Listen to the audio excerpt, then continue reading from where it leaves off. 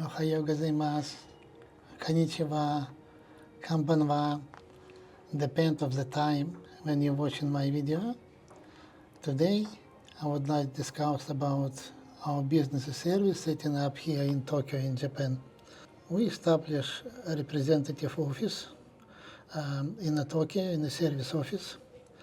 It gives us opportunity to work on number different locations through Japan.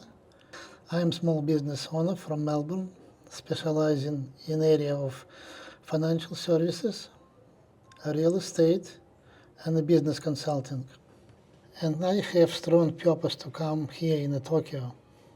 For this year I've been many times, and when I come my first time, I was shocking how all infrastructure is setting up here in Tokyo. When the public transport set up properly, and we have population 126 million compared to 26 million what we've got in Australia. Of course, I've seen an opportunity for me to work over here, and here in the market of real estate, in a business consulting, and maybe in financial services as well. As you may know that many people around the world come at the moment to Japan. And of course, some of them from English-speaking countries, some of them from other different countries. They come over here to study Japanese language. They come to the Japanese school, and they will basically study 1 or 2 years. After that, depend on the age of the people, some of them will go to college and university, some of them will find a job. For me, main reason to set up the business over here, of course, not only I like Japanese food, I like Japanese people, I like Japanese culture, which I would like to learn. But the whole idea is for me the opportunity. And as being in business for 30 years, for me as entrepreneur, I've seen opportunity just amazing. You've got the people, you've got the public transport, easy to set up business over here. But at the moment I would like to concentrate more about why Japan. Now, firstly, the Japanese government and Japanese people treated you as equal. It's not about equal that think that you will become a Japanese person somewhere how by marriage or by birth. No, they treated you equal in every category which is required for a person to live with. Let's say you decide to buy the house or apartment. How much taxes you will pay? The same as a local citizen or resident. How much will cost you to hold this property? The same as local people, as a permanent resident or citizen. So what I like most over here is that the Japanese government and Japanese people never discriminate me as a foreigner to come over here and start a business. When I look at a different facility available over here, again, a significant difference between Australian market and Japanese market. Let's say property. In Japan, we've got very expensive property, which is cost millions of dollars and cost, of course, many millions Japanese yen dollars. But at the moment, we've got very huge Akiya market. The Akiya market is market when people can buy the property for the not expensive price. Let's say some people can buy a property for 5,000, some people can buy for 50,000, some people can buy for 300,000. Depends on the location and quality of the property. And as you know that today, if we're talking about the Melbourne area, it's very difficult to find a property for 300,000. What you can buy for 300,000 in Melbourne area, it's very hard. But if you're looking about the purchasing power, The purchasing power, as you may know, that Australian dollars you can have 92 Japanese yen. So you can say roughly that okay, in one Australian dollars you will have nearly 100 yen. We can buy a lot of things, but reality is opposite. Why? Because the cost of living different. The cost of living over here so different that you can't actually compare. Let's say we're talking about the food. Food, you can have a sushi for $50, you can have sushi for $30, you can have sushi for $10, or somebody you can have for $3. So the big opportunity for people who would like to have better life to have purchasing power. So from one side, we're talking about that Australian dollars is bigger. However, what I found that the purchasing power much higher. If you go to any shop and have a look at branded product and non-branded product or local product, it's a much higher price compared to Australia. But the people afford to buy because the cost of the living is much lower.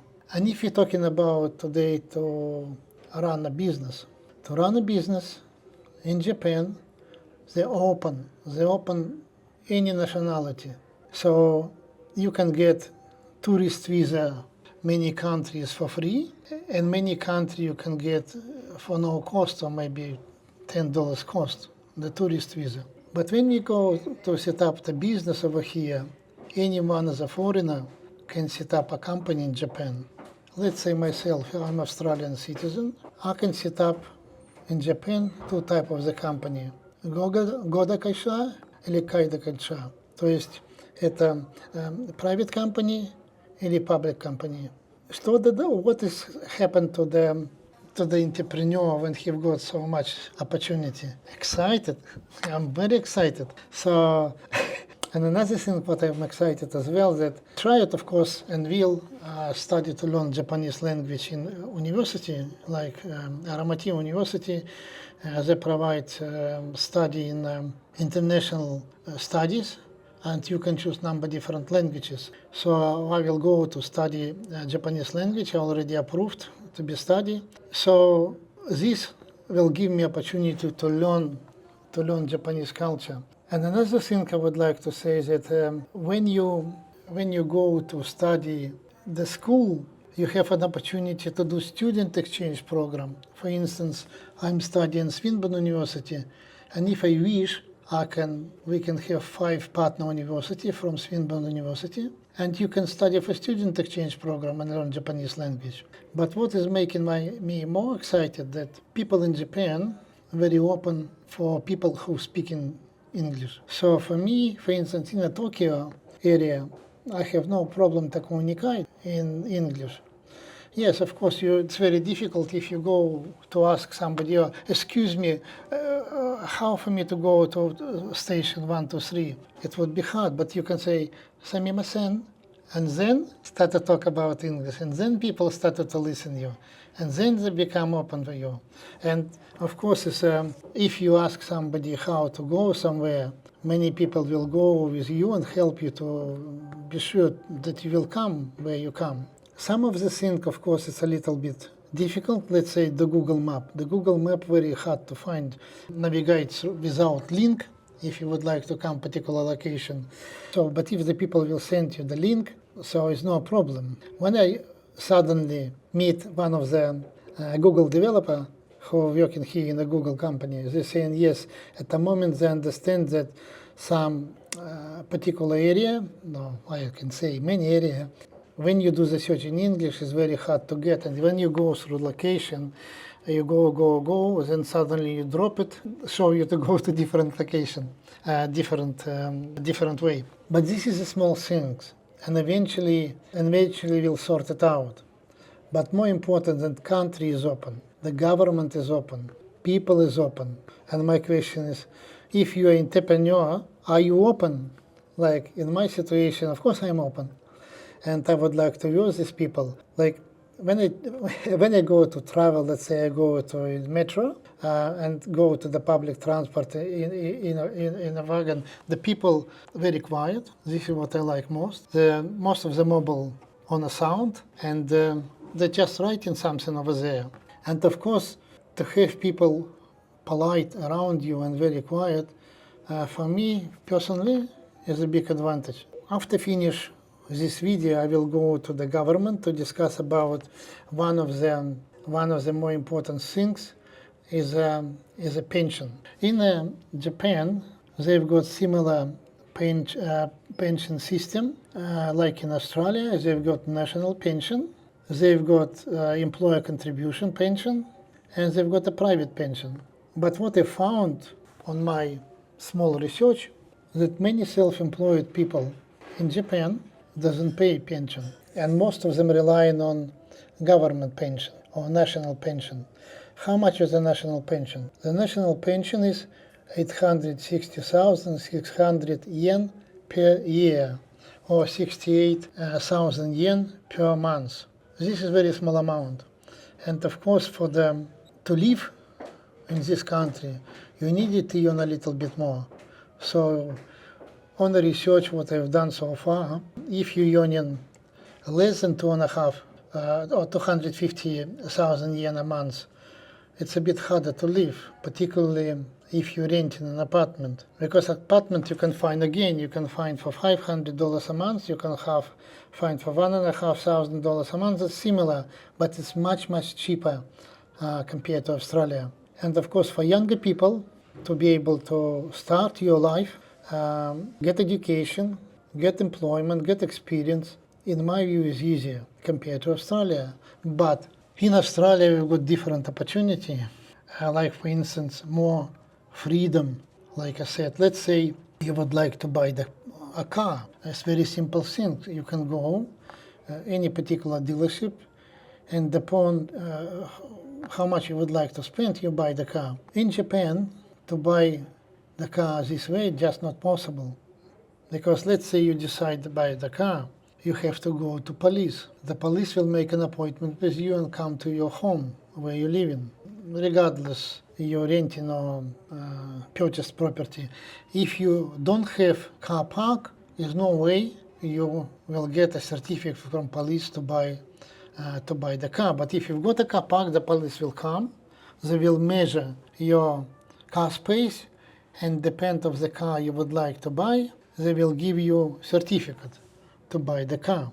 If the car, of course, you would like to buy, it's bigger than your car space, your request will be declined, and you have to buy the new car and go to police, wait again when the police will come to your property, measure your car space, and then you will buy. So if you're talking about with this particular way, of course, the Japan is more restricted. But for me, like entrepreneur, if I would like to run a business and employ the person, my God, I can invite people to work in Japan and any country in the world. And nobody will ask me how much wages I would like to pay to him. So in reality, for me to set up the bigger business in Japan, it would be much easier compared to business in Australia. But again, if you talking about specify the field where you would like to run your business in Australia, you can set up the company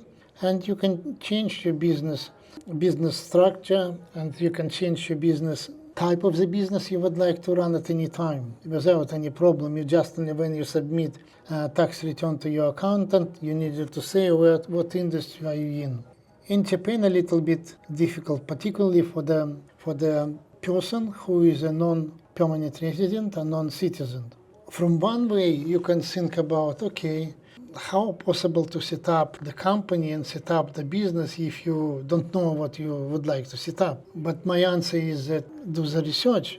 So it's not necessarily that you come and apply straight away for business manager visa, which is required to invest capital, set up fixed lease agreement on fixed premises in the office, and wait, sometimes taking up to the 8 or 12 months to get a business manager visa. They've got different programs. They've got startup program. With startup program, you can come to Japan and started to apply for startup visa. When you apply for startup visa, you needed to say roughly that, let's say you would like to work in artificial intelligence, AI area, to set up AI agents, let's say, and develop them for different industries. This is what we would like to do. Then, depend of the city council and depend of the area, you have up to 2 years startup visa. Of course, this is startup visa not will be given for you straight away for 2 years, that will be given for you for 6 months. And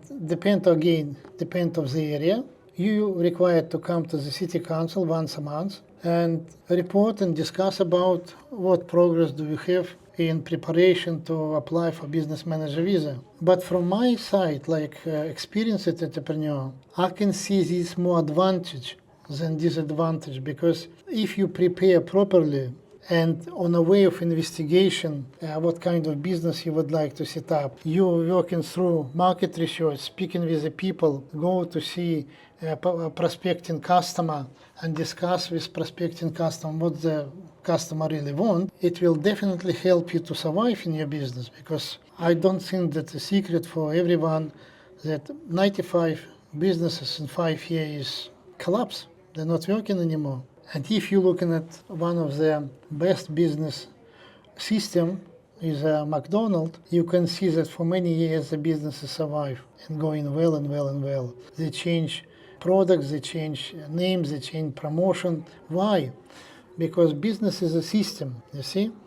The whole idea is to set up the system is to tell people exactly what particular job needed to be done, in what particular way, and what particular time. Like, as you know, the Mr. Cross who set up the McDonald's, he seen a brothers. He see the brothers, McDonald's, who selling hamburgers. And he sees it how people was standing in the queue and go through the McDonald's to buy the hamburger and fried rice. But what the Mr. Cross see, that if you set up the proper system, proper documented system with review every product, every operation, everything what is needed to be done in particular way and particular time, the business will be very stable and people easy to repeat. Because as you know, that very important is the KISS principle, keep it simple, stupid. So every business has to be so much stupid that every stupid people can run. But when we're talking about the stupid, we're talking about simplicity. So my business in Australia,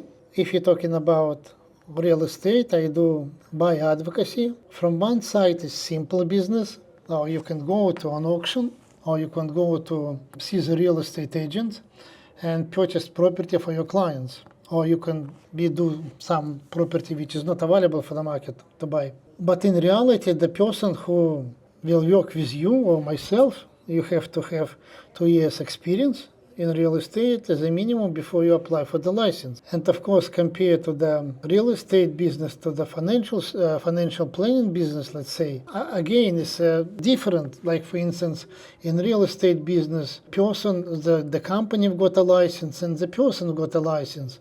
In financial services, like financial planning business, it's much more complicated, because initially you have to work many years, like let's say 5 years under license somebody else, and only after that you will able to set up your company license. So the company license for financial planning to get much harder, but more important that is the compliance is huge. So if you look at the people, the cost of the financial advice roughly cost about $2,000 or some people charge $5,000, depend of the quality advice and depend of how difficult to work with the person, because if the person would like to understand and he doesn't have a financial education, it's very hard to him to explain.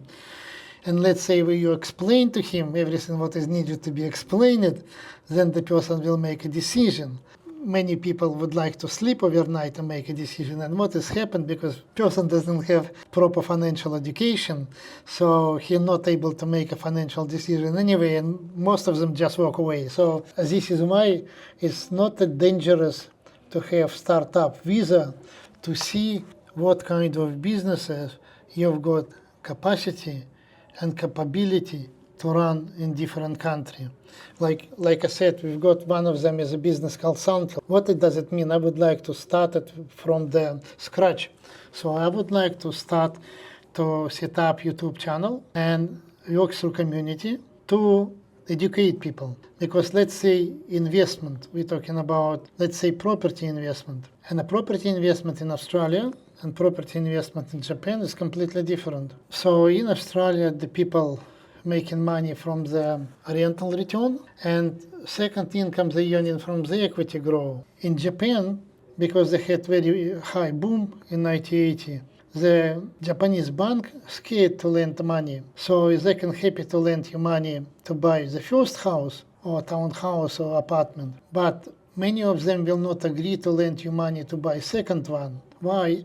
Because not about that you don't have an income, just because they worry about that every investor can up market. So the new generation people who would like to come on a market and buy in some particular time property will not able to buy. But this is a right position. However, needed to look at different things. Like if you're looking about Tokyo, the Tokyo got is about 14 million people. Just Tokyo area that they've got 23 wards. And 23 wards is like got different government. Many of them got different regulation. But if you're talking about res code, residential code of the development, they've got national code. And what is the advantage I see over there is that when your neighbor not able to lodge an objections, if you would like to build, let's say, a second or third or fourth level of your house, which is, I believe, is quite good. So this is why you will see in this quite the same area, you will see a number of different apartments going up. Neighbors got 1 story, some of them have got 3 stories, some of them got 5 stories. It depends how you would like to run. I look this one as opportunity. Personally, I support it. I believe that if you've got a small piece of the land, you can utilize your land as much as you want. Particularly, national code stop you to create some unusual things, which is maybe not protected lifestyle of the people or not protected the physical life of the person, because as you know that in Japan you've got a headquarters area, so after years different problem which is happened to Japan in 1980 and 1991, so the government set up different rules to build the houses which is a more stable with a tsunami and if something happened with earthquakes. So if you buy in the houses after this year, chance that you will have protected is much higher. However, the price for this property, of course, reflected to the new development as well. So the people currently would like to live in a close location to the Tokyo or close to location of Osaka or in a country area. Some of them will become empty. So the people not willing to go to the living in a country area, firstly, it's very hard to get a job, and secondly, it's very long time to travel. Yes, the public transport in Japan is sophisticated. You've got many trains, like Shinkansen, it's a bullet train, they can run 180 kilometers an hour, 300 kilometers an hour. However, this is a time and this is a cost. So many younger generation just doesn't want to live in a parent's house, doesn't want to live in a country area. This is why we started to have Akia market. An Akia market, of course, is good for the people who would like to come to Japan and live in a community. Like personally, I'm not first time come to Japan. I'm very thankful to Japanese people who helping me to be part of the team or part of the community to live together. Because without help of these people, I could be in anywhere. Like over here, I decide to get service office, and the people who working over here very helpful to me, and I'm very thankful to them. Whatever needed to be done, they will help me with Japanese language and Japanese knowledge. Because it's not about only language, okay? Like you can learn Japanese language, but you needed to set up your Japanese brain. So you need to think about like Japanese people. And of course, to be honest, when you go through the Ginza area where I currently live in as a tourist, you can see that sometimes that the people very loud talking about, or people go from escalator stand over here, the people can't physically go through them. People go to a public transport and argue between other. Of course, this is not good, but I believe that more you will understand the Japanese culture and understand the Japanese people, how and why the Japanese people live in this way. It's the same, like look at Tokyo. It's fantastic, fantastic city. Can you see the rubbish? No, I'm not. Most of the road is very clean, and you can't find any particular rubbish, positive and negative. You needed to understand how to clean up this one for yourself. Let's say you go to buy ice cream on a Ginza area. Let's say you eat ice cream, and then what? You have to take your rubbish with you. Some people maybe don't like it, but for me, I can see only excellent opportunity to work in Japan. I'm very happy to come to Japan, particularly when we've got a direct fly from the Melbourne to Narita for 10,500 to bam, you're already in Tokyo. And then you can go by train or you can go by bus for 1 hour, excellent express bus. You can sit in over there and enjoy, and the cost of the bus, $15 Australian. So it's not difficult to come over here and enjoy and understand and utilize all the facility available here in Tokyo and particularly in Japan. And I would like to discuss more and more about different opportunity in different area. And I would like to say that I'm very happy to come over here.